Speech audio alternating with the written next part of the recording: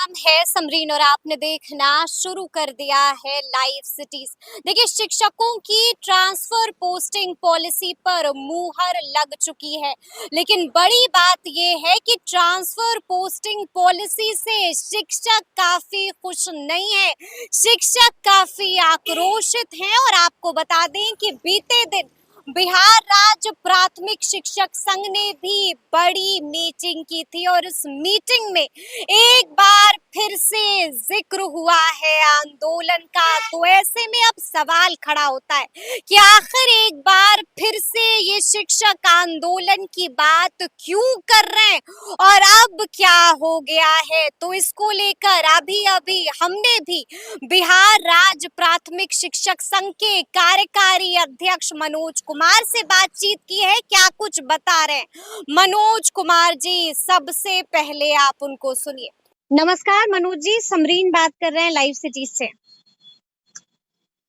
जी आपको भी नमस्कार। जी, सबसे पहले तो हम आपसे जानना चाहेंगे कि खबर आ रही है कि बीते दिन आप लोगों ने एक बड़ी बैठक की है और उस बैठक के बाद सरकार को आंदोलन की चेतावनी भी दे दी है। अब क्या हो गया है? जी देखिए, 13 तारीख को बिहार राज्य प्राथमिक शिक्षक संघ के पदाधिकारियों की बैठक हुई है और उसमें जो ये हमारे शिक्षकों का सुबह का है ना, जो कि काम करने का मुख्य समय होता है, चेतना जी सत्र जी। आदि करने का, उस समय 1 घंटा से कम नहीं हाजिरी बनाने में ही लोग व्यस्त रहते हैं। वो जो पोर्टल है ई शिक्षा को सो काम नहीं करता है। हमारी पूर्व से ही काफी समस्याएं थी। अभी तक जो माननीय मुख्यमंत्री के बिहार विधानमंडल में कई बार घोषणाओं के बावजूद अभी तक विद्यालय के संचालन की अवधि 10 से 4 नहीं हुई। हम लोग शिक्षा मंत्री से भी पिछले दिनों मिले थे। उसके बाद आपको एक नई समस्या आ गई, ये जो सरकार स्थानांतरण और पदस्थापन नीति लाई है। बताइए, आजादी के बाद से पहले भी था कि शिक्षक जो है सो गृह प्रखंड में नहीं रहेंगे, बाहर में रहते थे। तो शिक्षकों की कठिनाई को देखते हुए माननीय फूल सिंह थे उस समय शिक्षा आयुक्त, तो उनके समय में 2003 में, उसके बाद 2006-7 में यही माननीय नीतीश कुमार जी के देख रेख में स्वर्गीय श्री मदन मोहन झा ने ऐच्छिक स्थानांतरण का नीति लाया बिल्कुल और जी। शिक्षकों को वो जहां चाहते थे पहले उसमें महिला और विकलांग को प्राथमिकता देते हुए पुरुष लोगों का भी ऐच्छिक स्थानांतरण किया गया। शिक्षा व्यवस्था जब सुधर रही है और लाखों बहाली भी इधर हुई, तो वैसे में अब उस नीति को बदल देना और एक कहना जी। कि जो है सो पुरुष शिक्षक अपने अनुमंडल में नहीं रहेंगे।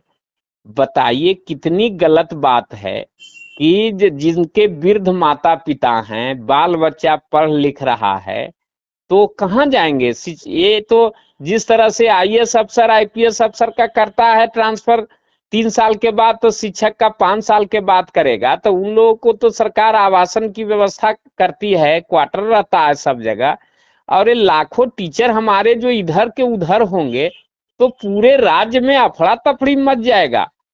और इस बात की ओर हम लोगों ने सरकार का ध्यान आकृष्ट कराया है और बैठक में इस पर निर्णय हुई है और बहुत जल्द हम लोग आंदोलन का कार्यक्रम घोषित करेंगे। उसके लिए जिला और प्रमंडल के हमारे अध्यक्ष और मंत्रियों की शीघ्र बैठक होने वाली है।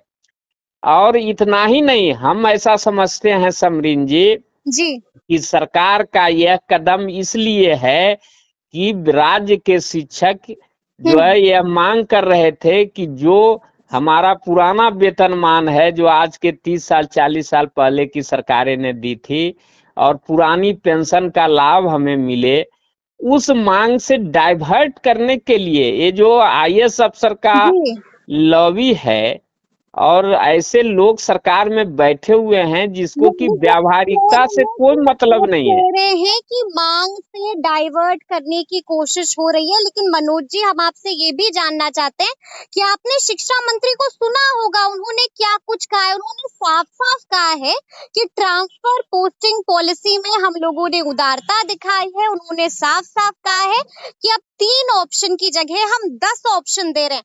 आप लोग नहीं मान रहे हैं?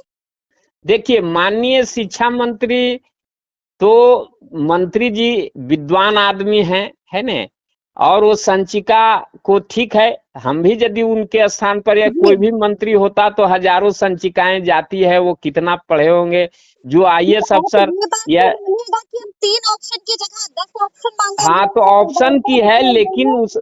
उसमें समरीन जी यह जी। माननीय मंत्री को देखना चाहिए कि जो ये बंधेज लगाया गया है, सब दिन से था कि जो गंभीर रोग से ग्रसित हैं, विकलांग हैं, उनके लिए कोई बंधेज नहीं होता था। हम्म। महिलाओं के लिए बंधेज है कि वो जिस नियोजन इकाई में हैं, उस नियोजन इकाई में उनका नहीं पदस्थापन होगा, और उनके पति के जहाँ के हैं उस नियोजन इकाई में नहीं होगा, है ना, जहाँ वो कार जन्म लिए हैं उस नियोजन इकाई में नहीं होगा। ठीक है। आप समझिए कि पटना जिला है, एक उदाहरण आपको बताते हैं जी। कि जो जिला परिषद का शिक्षक है पटना जिला का, तो उसका ट्रांसफर कहाँ होगा? वो तो पटना जिला परिषद यदि नगर निगम में ऐसे ही जगह फुल रहता है तो कहीं माने उसको बताइए कि पटना से बाहर ही न होगा अपना नियोजन इकाई, तो उसका पूरा जो है सो पटना जिला हो गया। डीडीसी उसके पदेन सदस्य या जो है पंचायती राज जी। पदाधिकारी उसके पदेन सदस्य होते हैं। यानी कि आप ये कह रहे हैं कि ये जो पूरी की पूरी नीति है, ये थोपी जाने वाली नीति है।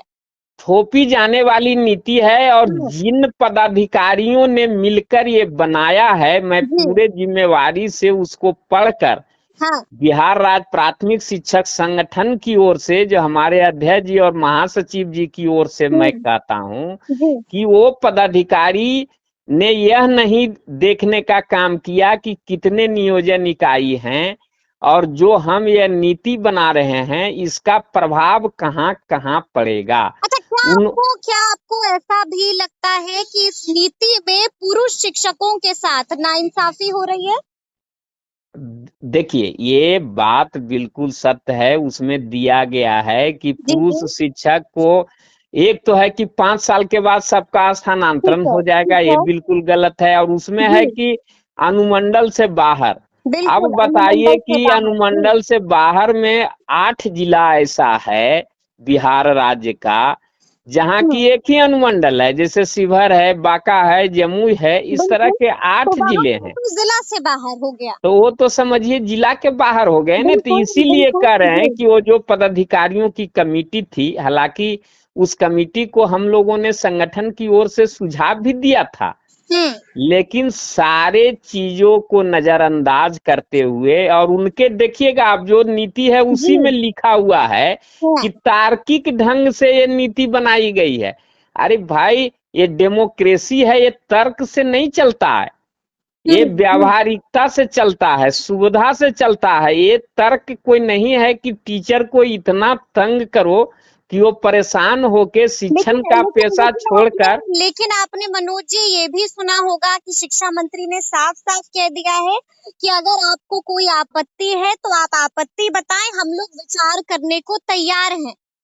देखिए, इसके लिए हम धन्यवाद देते हैं माननीय शिक्षा मंत्री के, बहुत सुलझे हुए इंसान हैं, उनसे बातचीत भी किए हैं, वो समस्या का समाधान भी करना चाहते हैं, जी। लेकिन हो नहीं पा रहा।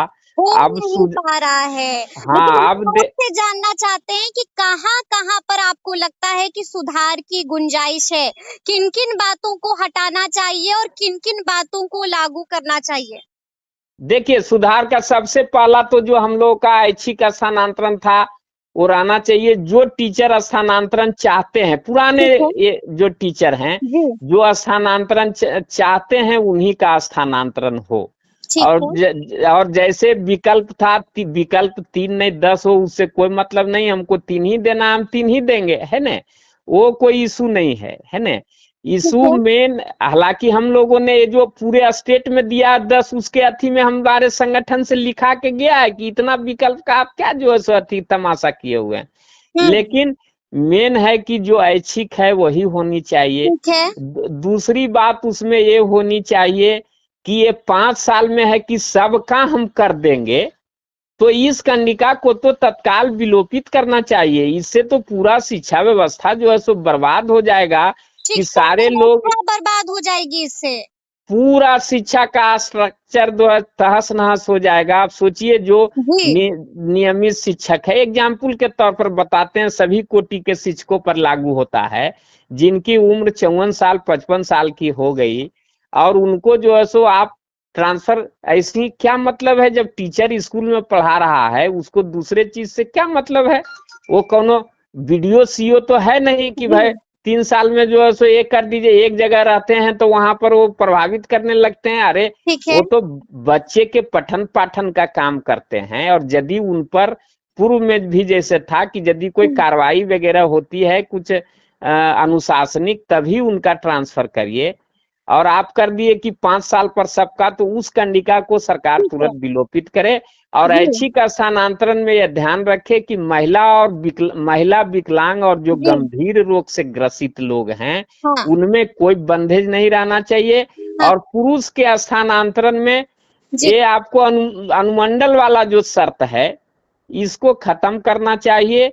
और उसमें और भी जो गड़बड़ी कई तरह का, जैसे इन लोगों ने ये जो कर दिया, सक्षमता परीक्षा उत्तीर्ण लोग हैं और उसमें जिला के आवंटन में भी ये है गड़बड़ी है, तो वो सब, और पदस्थापन उनका होना है, तो वो सब में भी सरकार सुधार करके, और इसके लिए सबसे सही तरीका है, आपके चैनल के माध्यम से मैं सरकार के लोगों को, जनता को भी बताना चाहता हूं कि सबसे सही तरीका है कि आप शिक्षक प्रतिनिधि से वार्ता करिए। जैसे मेरा संगठन बिहार राज्य प्राथमिक शिक्षक संगठन सरकार से मान्यता प्राप्त संगठन है, तो आप संगठन के प्रतिनिधियों से वार्ता करिए, उनसे फीडबैक लीजिए। आप जो घूम के, एक अफसर थे वो घूम के लेते थे फीडबैक, अरे घूम के जो फीडबैक ले, घूमिए भी, घूमने में कोई रोक थोड़े ही है, लेकिन आप जितना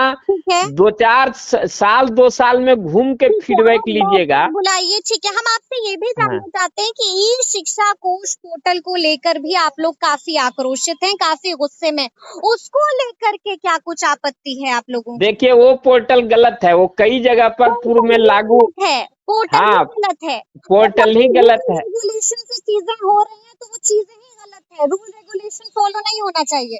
नहीं नहीं नहीं, वो रूल रेगुलेशन की बात नहीं। अब बताइए ना कि स्कूल में है टीचर, स्कूल में टीचर अब बताता है कि जो है सो 5 किलोमीटर बाहर है ना, और उसमें कई तरह की कठिनाइयां, उसमें 1 घंटा बनाने में लग जाता है, कभी जो है सो आउट होता ही नहीं है। और सबसे बड़ी बात है कि जो स्कूल का हेडमास्टर है, मान लीजिए एक तो सरकार मोबाइल वगैरह दी नहीं, न टैब दी, न मोबाइल दी, न कंप्यूटर दी, अपना एक मोबाइल से करता है। तो आपका बताते हैं एग्जाम्पल भी कि सैमसंग, मैं अपना भी बताता हूँ, सैमसंग का मोबाइल है तो उसमें 2 ई शिक्षा कोष ऐप लोड नहीं होता है।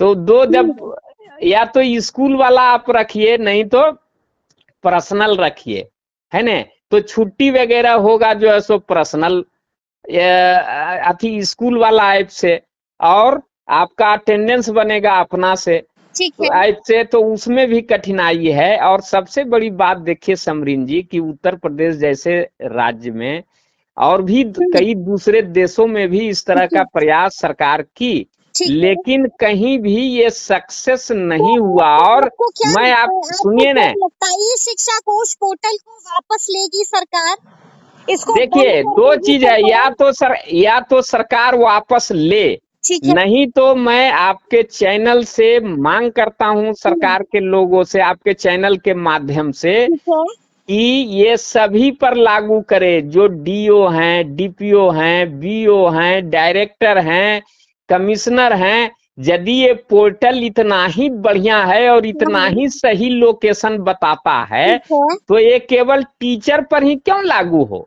अच्छा। ये सभी पर लागू हो और सरकार इसको सभी विभाग में लागू करे, तब न पता चलेगा। और जैसे बिहार के नेता, मान लीजिए हम एक एग्जाम्पल बताते हैं, शिक्षा मंत्री हैं जी। या मुख्यमंत्री हैं, तो बढ़िया है, इसमें लॉन्गिट्यूड लैटिट्यूड बताता है, तो उससे सरकार को भी मदद मिलेगा, सिक्योरिटी एजेंसी को भी मदद मिलेगा कि कहाँ मुख्यमंत्री है, कहाँ शिक्षा मंत्री है, इतना चीज करने का क्या जरूरत है, ये ऐप से ही पता चल जाएगा। ऐसे ही पता चल जाएगा। अच्छा, आप ये बताइए कि गुस्सा तो आपका साफ दिख रहा है, यानी कि इसको लेकर आप लोगों ने किसी को पत्र वत्र भी लिखा है?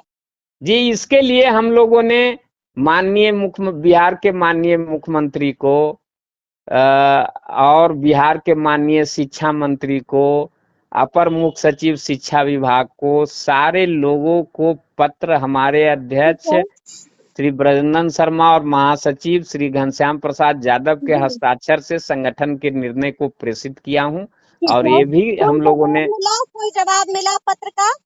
जी नहीं, पत्र क्या होता है आजकल की, जो भी पत्र जाता है वहां से फॉरवर्ड करके भेज दिया जाता है, ठीक। और उसमें उचित अनुचित संगठन के पास या जो भी पत्राचार करते हैं ठीक उनके है। पास से नहीं आता है कि आपके पत्र पर क्या कार्रवाई की गई। चलिए, एक आखिरी सवाल है मनोज जी, एक आखिरी सवाल है, ये बताइए कि अगर आप लोगों की मांगे अभी भी सुनी नहीं जाती है, काफी गुस्सा है आप लोगों का, लेकिन इसके बावजूद मांगे नहीं सुनी गई, तो फिर आगे क्या कीजिएगा, कुछ सोचा है? देखिए समरीन जी, जो लोकतंत्र में होता है, हम लोग लोकतांत्रिक ढंग से जो भी सरकार का शिक्षा और शिक्षक विरोधी कदम होगा, उसके खिलाफ लोकतांत्रिक ढंग से हम लोग धरना प्रदर्शन करेंगे। और इसके लिए हम लोग बहुत शीघ्र सभी जिला और प्रमंडल के अध्यक्ष और प्रधान सचिवों की बैठक बुलाकर और आंदोलन के कार्यक्रम जो है सो सरकार को देने का काम करेंगे। और निर्णायक संघर्ष होगा, क्योंकि अभी जो लोग हैं ये बात को सुनना नहीं चाहते और सही दिशा में काम नहीं करना चाहते, ये लोग शिक्षा को बिल्कुल बर्बाद यानी करना कि चाहते आपने हैं। कह दिया है कि अगर बात नहीं सुनी गई तो फिर आंदोलन होगा, लेकिन आपने नियमावली में पढ़ा होगा कि अगर आंदोलन होता है, अगर कुछ विरुद्ध में काम किया जाता है तो फिर विभागीय कार्रवाई भी होगी मनोज जी। इसके लिए भी शिक्षकों को तैयार रहना पड़ेगा। देखिए, हमारे शिक्षक संघर्ष के लिए तैयार हैं, और डेमोक्रेसी में सरकार इस तरह का, हाँ, यदि हम कुछ अनुचित काम करें, हमारी भाषा अमर्यादित हो, हम यदि कुछ नियम के विरुद्ध बोलते हैं तो सरकार कार्रवाई करे। सरकारी सेवक हैं और सरकार के खिलाफ जो है आंदोलन कीजिएगा तो कार्रवाई होगी ना, दंड दिया जाएगा।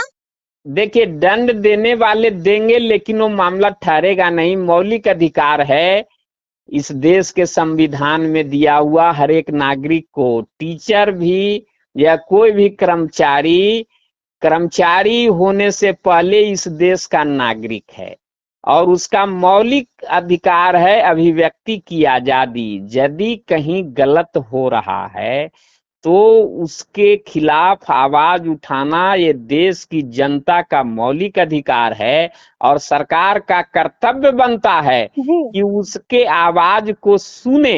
हम्म। और यदि वो ऐसी भाषा का प्रयोग करता है कि जो मने गलत है, माहौल को खराब या झूठा जी जी है, जी। तो सरकार उस पर कार्रवाई कर सकती है, स्वतंत्र है। लेकिन यदि कोई सही आवाज उठा रहा है और उस पर कार्रवाई करना, ये लोकतंत्र की हत्या होगी। और यदि, लोकतंत्र की हत्या होगी, यानी कि आप लोग पीछे नहीं हटने वाले हैं, तय कर लिया है। हाँ, जो भी है क्या, देखिए पहले भी आंदोलन हुआ है, हम लोगों पर कार्रवाई हुई है, हम तो 131 दिन डिसमिस भी रहे हैं। बिल्कुल लेकिन बिल्कुल उस बिल्कुल। उससे थोड़े डरने वाले हम लोग बिल्कुल नहीं है। नहीं है, बिहार का चलिए जी। टीचर डरने वाला नहीं चलिए है। चलिए, बहुत बहुत शुक्रिया मनोज जी बातचीत के लिए। जी जी, बहुत बहुत धन्यवाद। धन्यवाद धन्यवाद। तो सुना आपने क्या कुछ बताया है मनोज कुमार जी ने। देखिए, साफ साफ कह दिया है कि इस पॉलिसी से हम खुश नहीं हैं, इस पॉलिसी से हम संतुष्ट नहीं हैं, और आपत्ति किन किन बिंदुओं पर है इसका भी उन्होंने खुलकर जिक्र किया है। तो अब देखना होगा कि आगे आगे क्या कुछ होता है। तो ऐसे तमाम अपडेट्स के लिए ऐसे ही हमारे साथ बने रहिएगा और देखते रहिएगा लाइव सिटीज। बहुत शुक्रिया।